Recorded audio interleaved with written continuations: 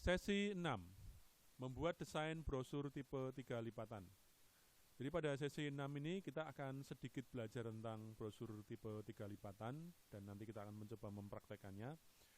Namun di samping itu kita juga akan berfokus pada desain dengan bentuk-bentuk kompleks yang akan kita pelajarin lebih dahulu, di mana desain dengan bentuk-bentuk kompleks ini adalah lanjutan dari sesi 5 ya.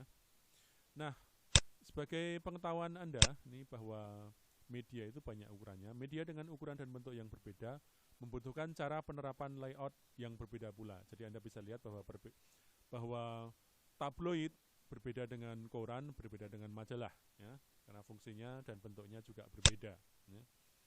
Ukuran-ukuran kertas biasanya Anda kenalin bahwa buklet, majalah, buku, ya, poster, amplop dan sebagainya bisa Anda kenalin dari bentuknya. Ini beberapa strategi ya, Anda bisa pelajarin sendiri apa itu above the line dan apa itu below the line.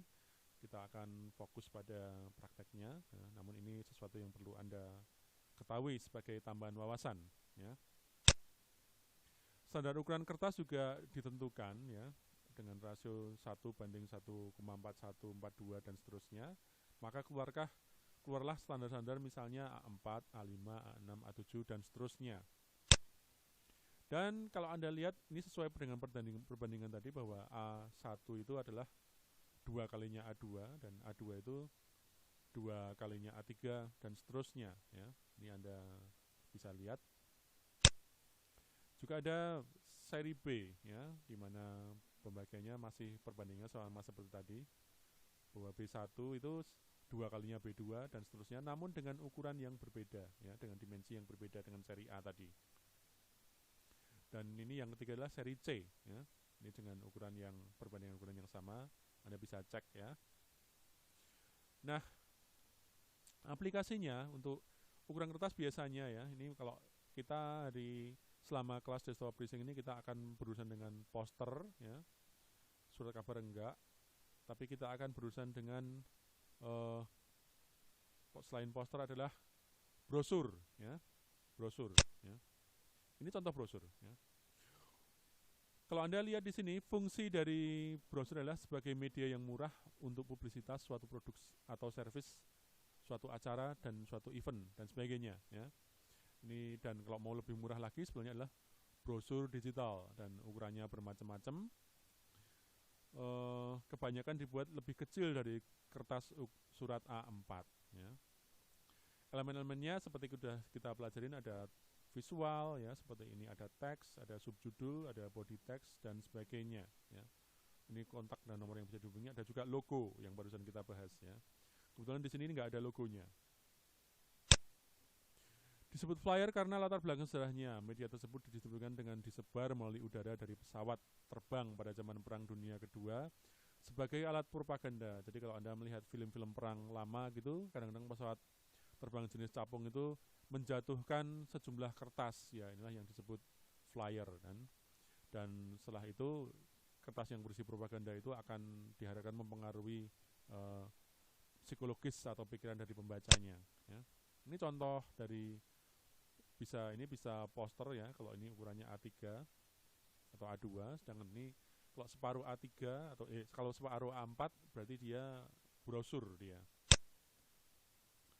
Brosur atau leaflet fungsinya adalah sebagai media publisitas produk atau servis atau acara ya. Ukurannya sangat bervariasi baik dengan lipatan ya, variasi lipatannya sangat beraneka ragam. Ini contohnya adalah tipe 2 lipatan. Nanti kita akan belajar tipe 3 lipatan ya.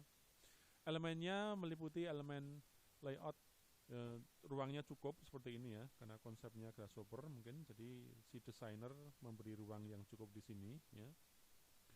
Kemudian juga desainnya kreatif dengan prinsip layout yang baik. Hanya karena kreatif bukan berarti bentuknya berantakan ya. Ini tetap teratur, ada keteraturan ya.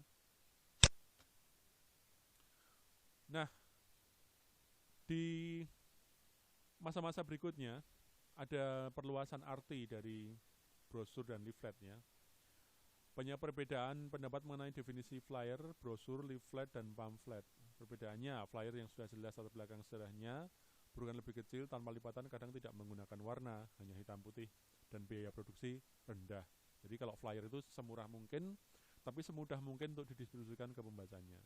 Sedangkan brosur, leaflet, pamflet berukuran lebih besar dari flyer, tanpa atau dengan lipatan. Jadi kalau flyer itu tanpa lipatan, kalau brosur dan leaflet biasanya dengan lipatan ya.